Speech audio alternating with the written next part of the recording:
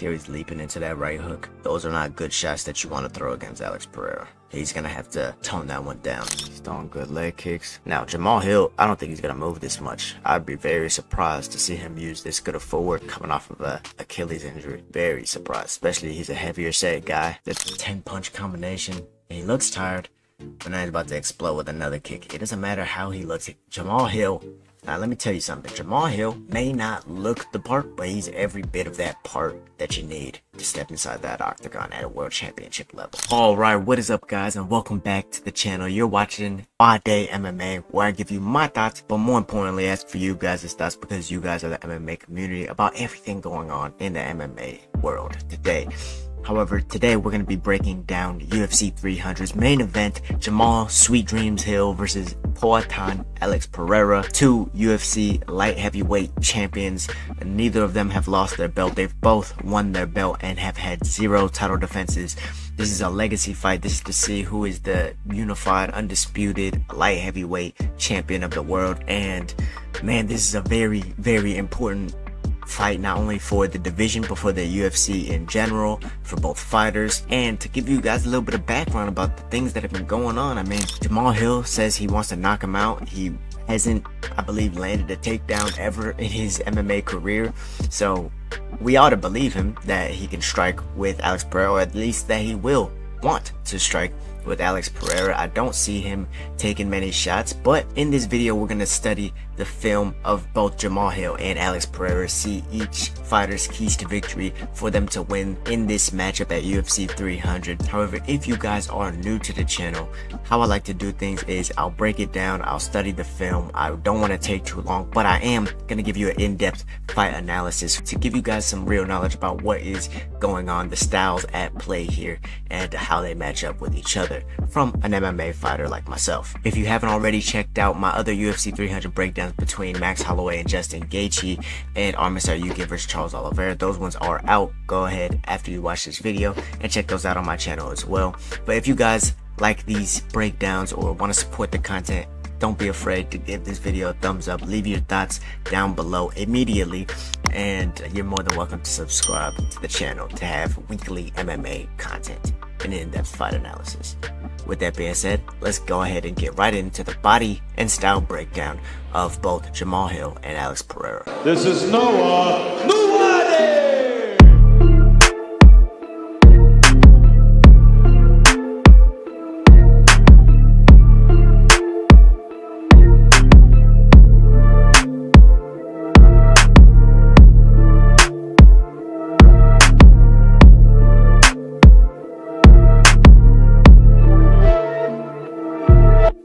Alright guys, so this body breakdown is actually gonna go pretty quick because guys, these people are relatively the same size. Alex Pereira walks around 240, 230 pounds. Jamahal Hill, I assume, is about the same size. These people are just small heavyweights. That's how it is at light heavyweight.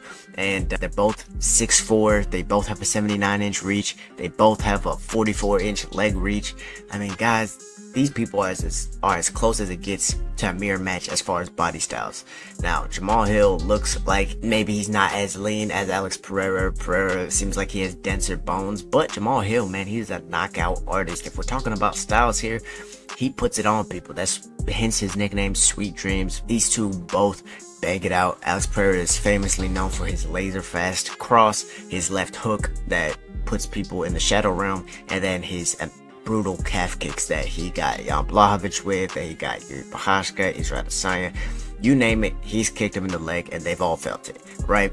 Jamahal Hill, on the other hand, has a big 1-2. He's very good about switching stances. He likes the back leg roundhouse from his southpaw stance, and first glance it doesn't seem like he's the most technical of the bunch, but it's very, very deceptive how smart he is, because he is a very intelligent fighter. We saw it in his Glover Teixeira fight and in all his other fights, which didn't end in a knockout, which there's not too many, to be fair. But the one time that he famously went to decision against Glover Teixeira, it was a brutal beatdown, and he just picked apart Glover's style. And so in this film study and breakdown. We're gonna actually go over these particular fights for each fighter. For Alex Pereira, we're gonna look at his Israel Adesanya fights as well as his fight against Jiri Prochazka at light heavyweight to see how he adapted to the weight class and how he dealt with a longer fighter in Jiri Prochazka, because it's gonna kind of give us some sort of telltale on how he's gonna approach Jamahal Hill, and so will the Israel Adesanya one. However, for Jamahal Hill, we are gonna look at some small clips from his Crute fight, his Thiago Santos fight. Those both ended quickly, so we should get through those pretty quickly.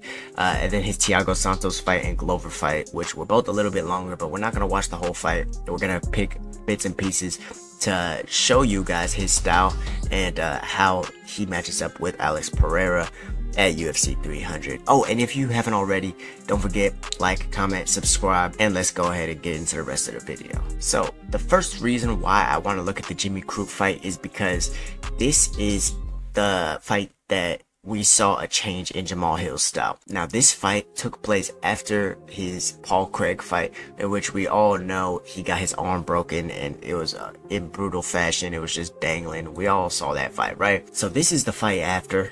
This is after the, I don't think he needed surgery actually, but it was after the recovery for his elbow that got broken by that nasty armbar. And I want you to pay attention to which shots he's throwing in particular. So sorry for the quality here. This is someone's mashed up video, but it ended early anyway, so it's pretty much the whole fight.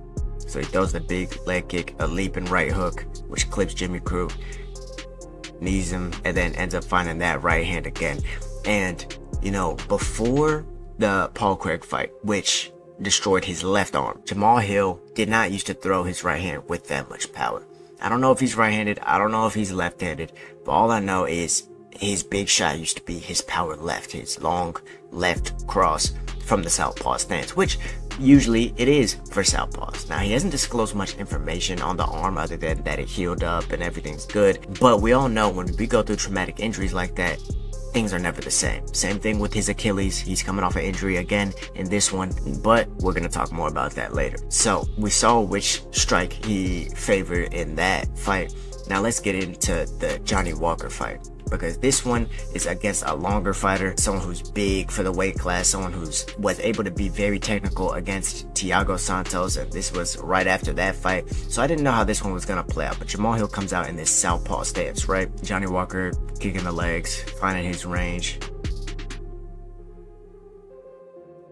We can also expect Alex Pereira to throw that lead leg kick as well. Jamahal tries to close the distance with that back high kick. Johnny Walker matches him. Oh my god, now Pereira's not going to do that. That was a good teep by Johnny Walker. Good lower leg kick. Jamal's just inching forward. He's inching forward. He throws that big left hand to the body. Couldn't reach him. He's trying to just smother these kicks because Johnny is hesitant to box with him. Boom. Big left hand he throws. And he's committing to this left hand. He is committing to it. Does a good job defending this takedown. Kind of leaping in with his right hand. And you see how he keeps stepping with that left hand now? This makes me think he's been right-handed the whole time. Because, you know, there's some people who are right-handed but still go southpaw, like Dustin Poirier. He does the same thing, to where he'll throw the left cross, and generally you're supposed to just pull it back. You're not supposed to take a step unless you're getting ready to switch. And he keeps stepping, but since Johnny Walker's circling out, he can't take advantage of it. Keeps trying to get him backed up into a corner. Now, I don't see Pereira backing up like this, but Hill is trying to take this man's head off. Backing out of range of all these kicks. Now he's getting ready to throw.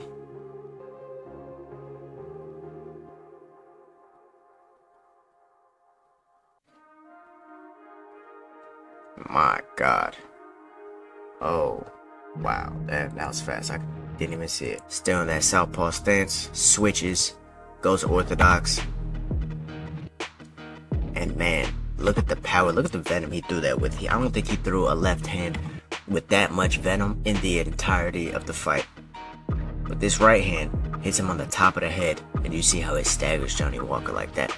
And so one of the reasons why I'm pointing this out is because getting into the Glover Teixeira fight, which we're not going to analyze yet, instead we're going to watch the Thiago Santos one, but look at his stance. He's no longer southpaw. He went orthodox, which means he has knowledge of how to use both stances. However, maybe there was an uncomfortability after that arm break. Maybe he saw something in Glover that he wanted to go same stance as Glover, because Glover's also an orthodox fighter. Maybe he wanted to use that jab a little bit more and you have better access to it from same stance. But going against a guy in Thiago Santos, we'll see how he approaches this one. So right away, he's in his southpaw stance. Now this one is a 5-round fight, so we're not going to watch all of it. But how wide his stance is, everything seems a little bit more crisp than his Johnny Walker fight. He hasn't even thrown a punch yet.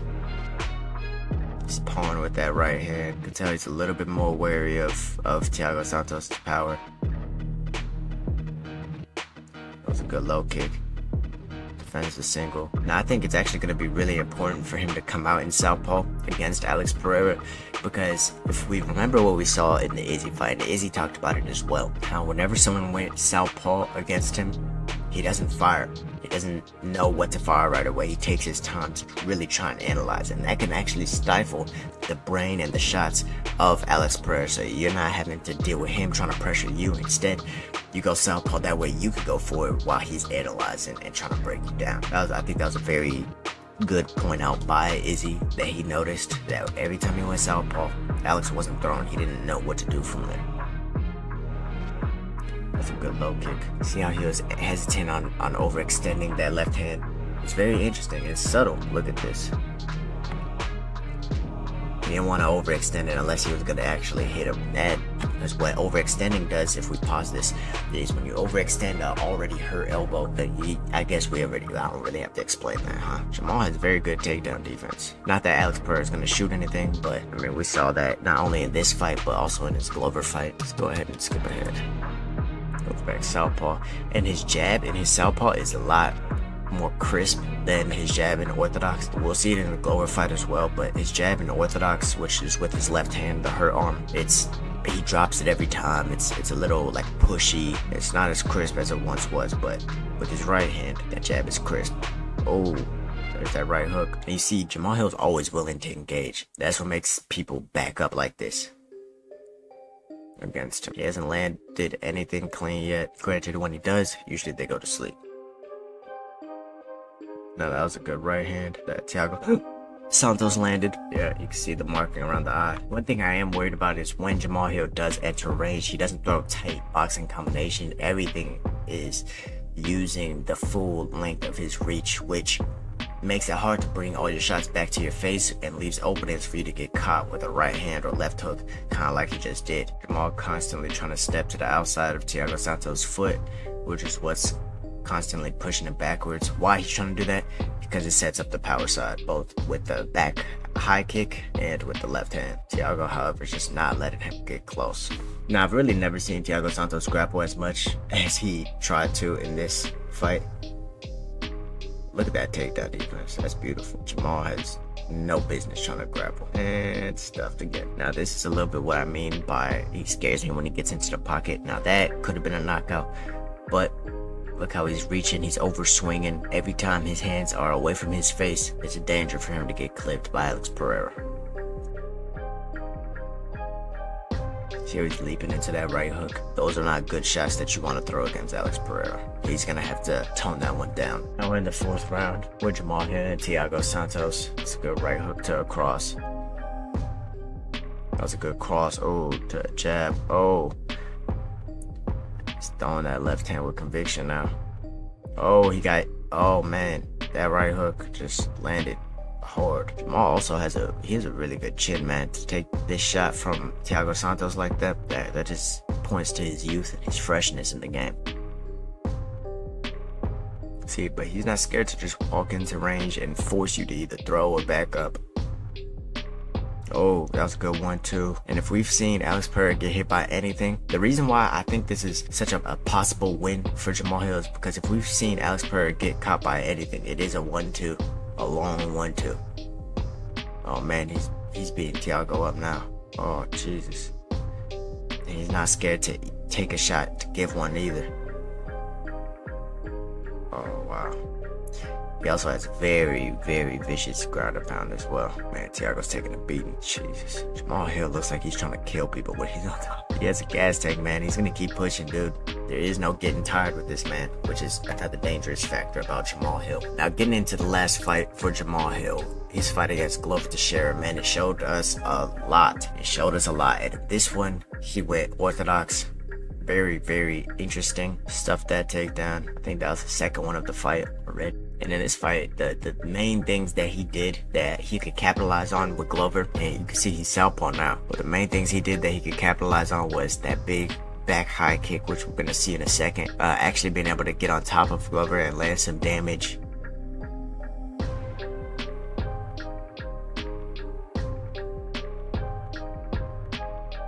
And being able to nullify Glover's pressure with good footwork as well. You could already see he threw like 3 stabbing kicks to the body. That was a good right hook. And now he goes orthodox, takedown defended. Glover is really good about rolling with shots too. You see how he's just measuring and kind of pushing with that jab with his left hand until he throws a hard combination like that. Man, he's accurate. He showed really good boxing in this one too. You see how he shifted off to an ankle? This is what I mean by he's very, very intelligent with what he does as well. So he throws the cross, exits with a jab, throws the cross again, except now when he's throwing the 2-3, look at where he's stepping off to the side to then set up a big right hand. Glover doesn't recognize it, so he just backs up. He's almost smothered with activity. Cross, steps off to the side, lands that right hook. Glover backs up. He's back on him with the jab. That was beautiful. Even if it didn't knock him out, that was just beautiful. It shows that he has knowledge of how to fight in orthodox as well. And then here he goes, back to the body, attacking that body of Glover.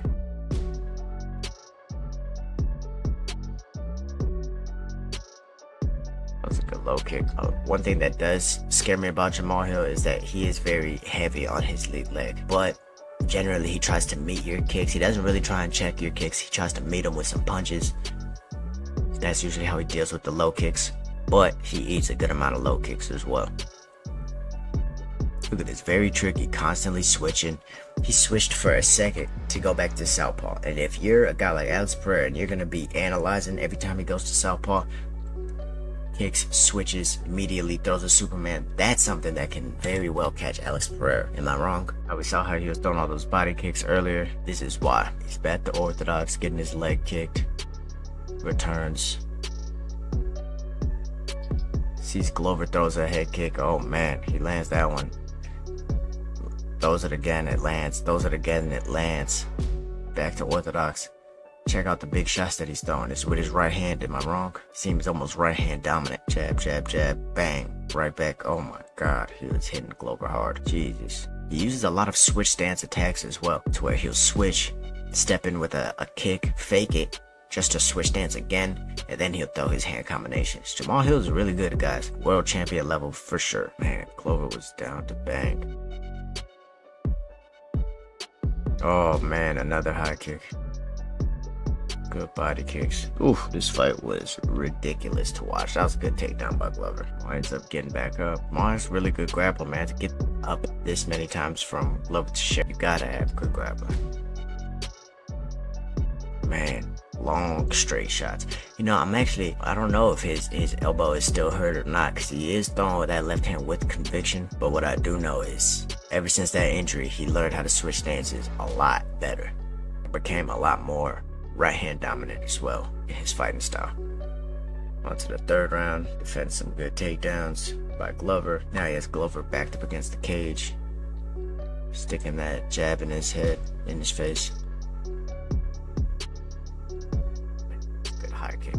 Another thing that Alex Pereira gets hit by, and even in his kickboxing career, was high kicks as well. The fact that Jamahal throws them so hard, so many times with conviction. Look at his grappling here too. See how he's always keeping that left hand or right hand weighing them down. Look at how he keeps it on his head, keeping that posture down. Before he had it on the hand, he'll probably go there again. This is what Piotr Jan should have done to Aljo instead of kneeing him. Look how he always has something on him. Oh Jesus, you see how he man, god damn, he's trying to kill Glover. Every time he has a ground and pound position, he's trying to kill these guys. Glover looks half beaten to death right now. He's gonna keep his weight on him.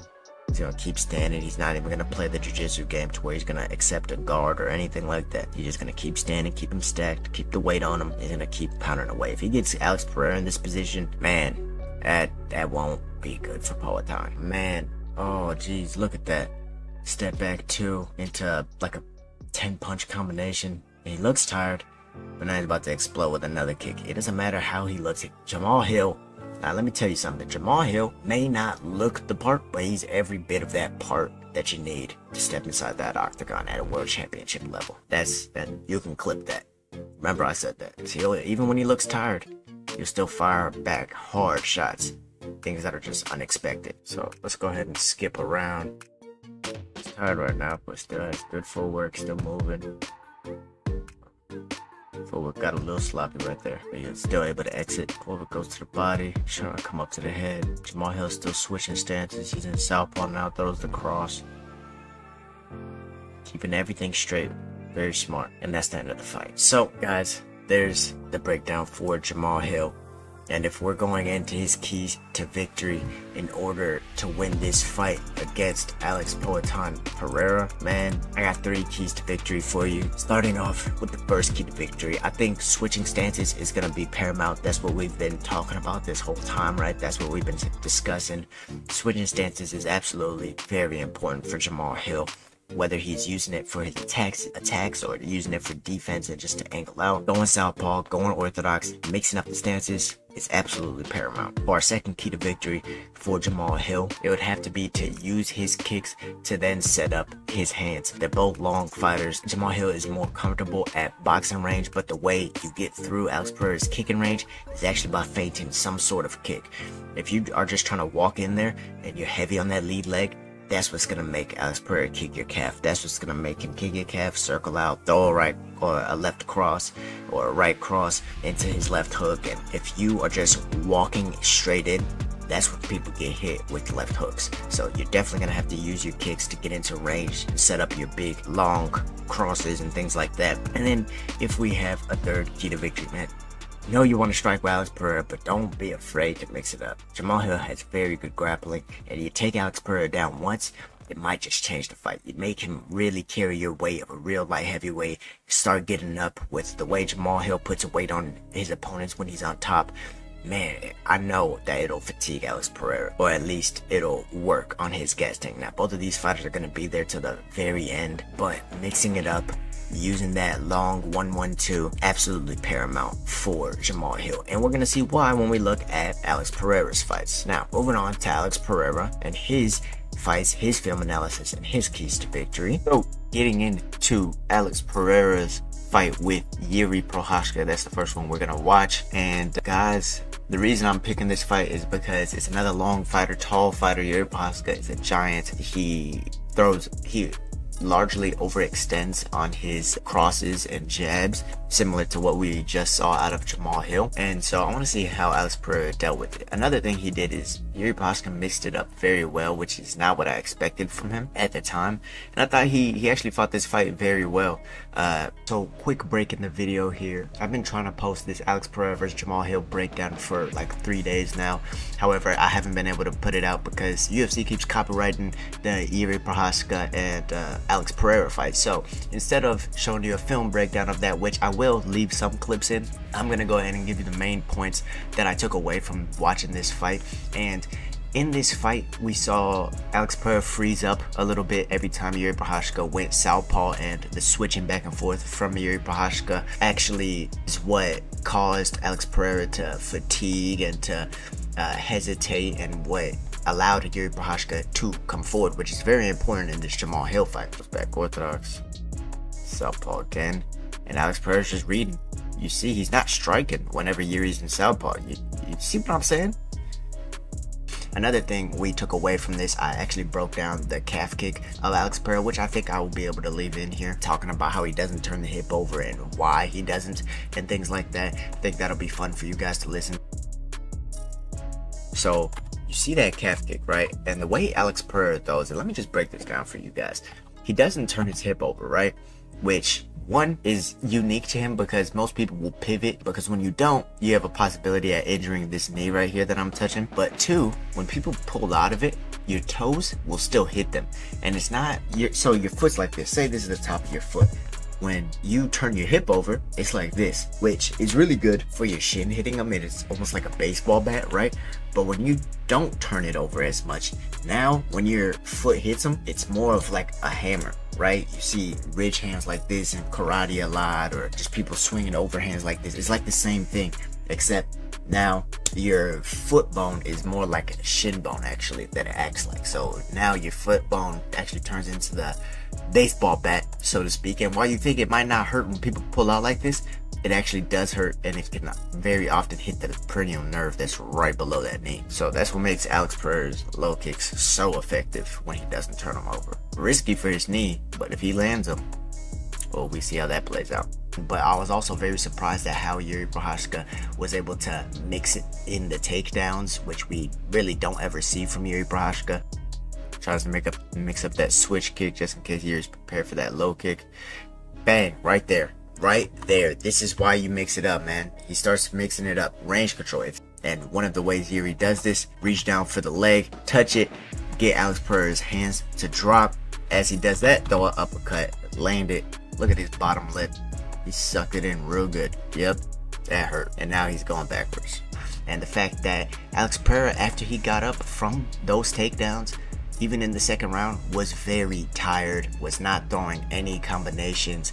He was letting Jiri lead the dance. He was just okay to sit back and counter while he gained his stamina back. And Jiri Prochazka was really winning that fight up until, well, that left hand hit, right?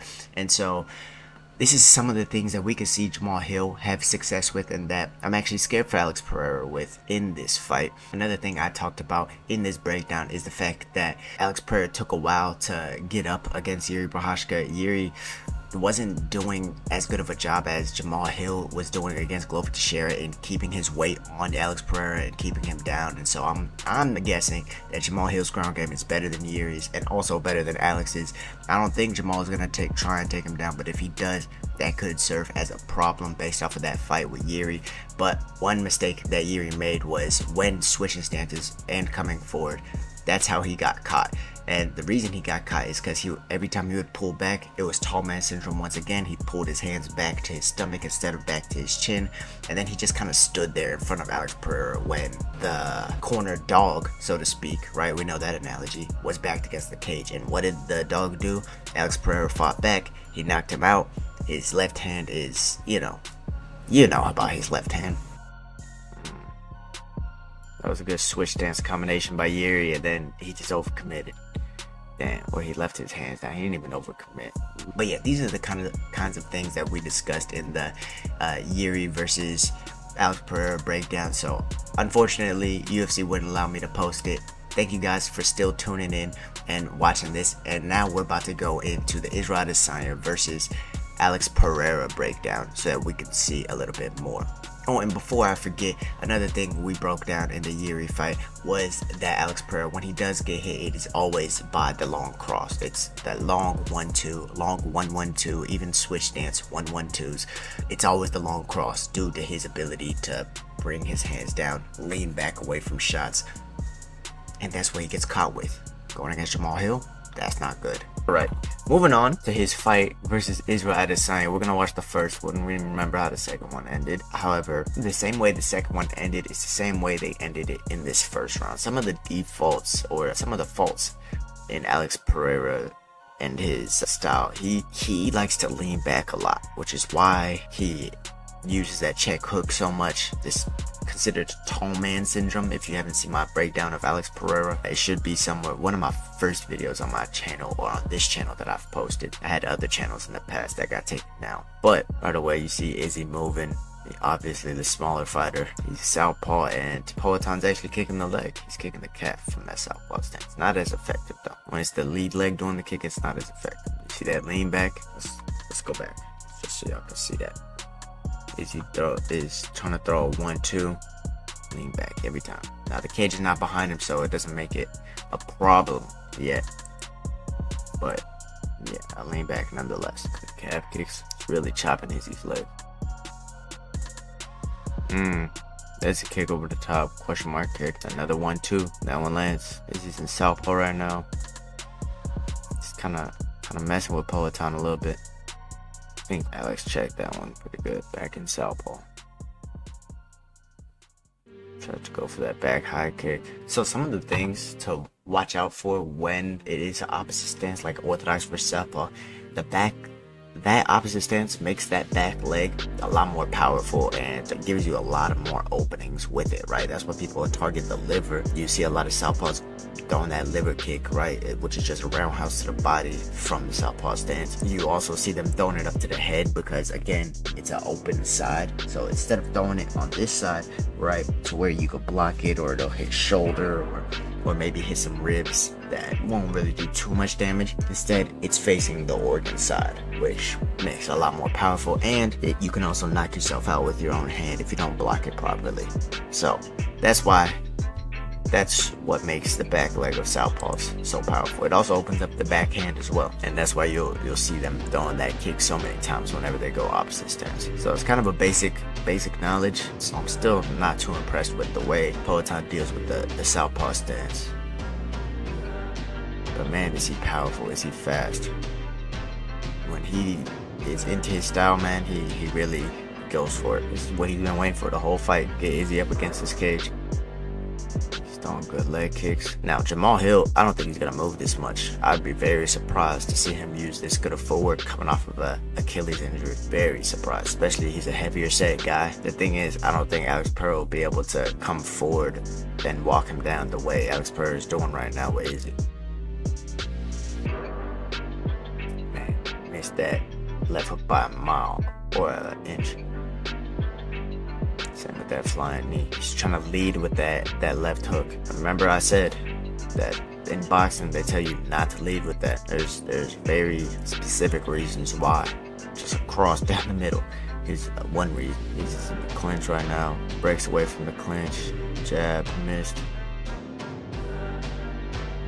Double jab cross. Jesus Christ. Oh, wow. Yep. There's that long one too. Double jab cross, man. And Pereira was so set on coming forward. He didn't move straight back. Even if he would have moved straight back, it was such a long one too. Look, matter of fact, he did move straight back. Look, he leaned away from it. Boom, right on the side of the ear. Now, yes, he was cutting weight, but that's the same punch he got knocked out with when Izzy was up against the cage in the second fight, right? Now, let's go ahead and see a little bit more from Alex. Still throwing that calf kick. He's trying to headhunt in southpaw again. Izzy's using that hand fighting. Alex isn't throwing anything. So he's just waiting. Oh, that was a good jab.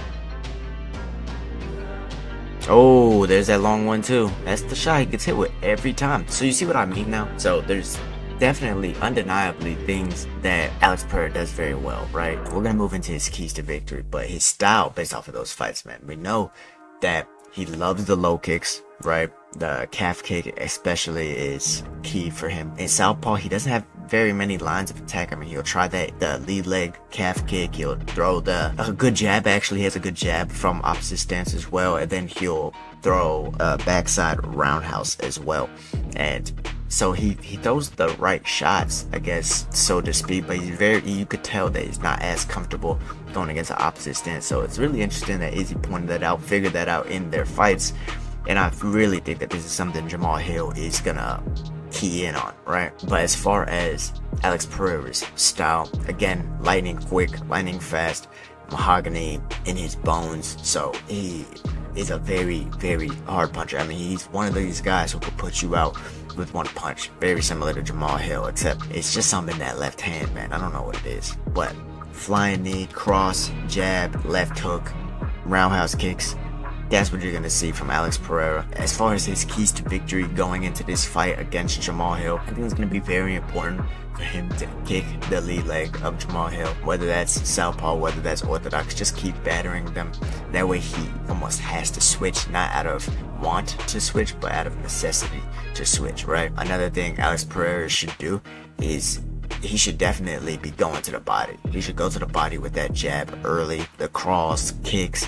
He needs to be going to the body of Jamahal Hill. Jamahal Hill does have a little bit of a softer body, and I think that can play a big role in whether Alex Pereira is coming forward or if Jamahal Hill is coming forward. what it'll also do is go into the body, jab into the body, cross into the body. When you land, you know how people will try and enter off of your strikes, right? Especially if they're looking for takedowns, which I don't think Jamahal Hill necessarily is going to do unless he's in trouble. But whenever you're loading up on strikes, trying to headhunt and stuff like that, people just naturally duck under, go for a takedown. You see it in amateur fights all the time. You see wrestlers use it all the time, which is why if you aim a few inches lower or half a foot lower, look at that solar plexus and look to punch that, even if they dip down for a shot, they'll be running right into it. Or if they don't, you'll hit the body anyways, cause them to go backwards, cause them to fatigue later on.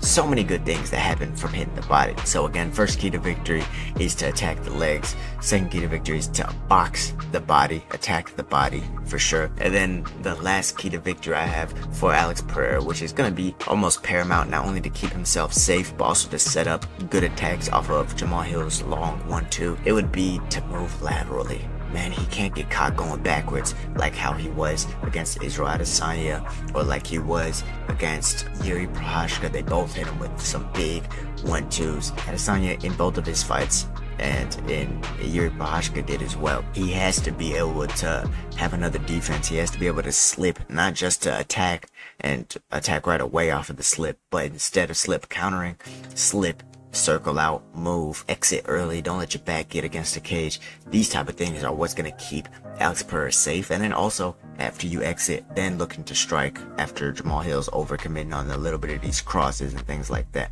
It's going to mix up his game way more, and he's going to be able to land a lot more low kicks, and he's going to be more comfortable throwing all the shots he likes to throw if his back's not up against the cage. With that being said, guys, moving into our final thoughts and our predictions for this fight. Again, similar to the Charles Oliveira and Arman Tsarukyan breakdown. If you haven't seen it and you haven't seen Max Holloway vs. Justin Gaethje, go ahead and check those two out. I think I did a really good job breaking those ones down. It was extremely fun to break down. So if you guys go and check that one out, thank you ahead of time. But for my official prediction, who has more ways to win? I think Jamahal Hill does not have wrestling, right? Let's get that out there. He hasn't taken a shot. He hasn't completed a takedown. Anytime he's ended up on top, it's from dropping somebody, putting someone to sleep, or a sweep from the bottom. He has a good ground game, but is he going to wrestle? Is he going to use that energy? I don't think so. Now, what doesn't take energy is what I said before, mixing it up, kind of like Jiri, just touching the leg or grabbing the leg, the single leg, and then coming up to strikes. There's different ways you can manage wrestling and MMA without using too much energy. But I think that Jamahal Hill's long 1-2 against Alex Pereira's backing straight up, it's just not a good look. You know, a lot of people are going to call me a fool. A lot of people are going to say Alex Pereira was a kickboxing world champion and all of this. I think Jamahal Hill very well can strike with Alex Pereira. I think, yes, again, he does not look the part. He looks like a sloppy, middle-aged old man, kind of, who can crack and put you to sleep. But he is very cerebral, one of the best IQs in the game today. And the man Jamahal Hill, you know, if he approaches this a very similar way to what I was saying, like if he's switching stance with the long 1-2s and he's not leaping into that lead right hook as much, and maybe he starts out orthodox and ends up going southpaw, who knows? We know he's comfortable from both stances though. He does all that. He mixes in a little bit of like picking up the legs or trying to take him down just a little bit. I think Jamahal Hill can have a very, very good performance against Alex Pereira. He already fought Glover. Glover has been coaching Alex for this camp, and we know that he's going to bring some strategies, but Glover didn't have too much success, so I don't think that that'll be that much of a help or that much of a factor, right? Alex Pereira's not going to shoot any takedowns. Some of the shots that Jamahal Hill was getting hit with against Glover was when he was going backwards, which is why I'm saying that he definitely should mix in the wrestling. If Alex Pereira is going backwards, which he doesn't throw very long combinations, so oftentimes he will be going backwards, I think Jamahal Hill has the upper hand. So let me know what you guys think in the comments down below. I'm very keen to hear you guys' thoughts. After all, you hear my opinion and then you say your own on this channel. That's how it works. But guys, love you. Don't forget to like, comment, and subscribe, and I'll see you next time. Peace.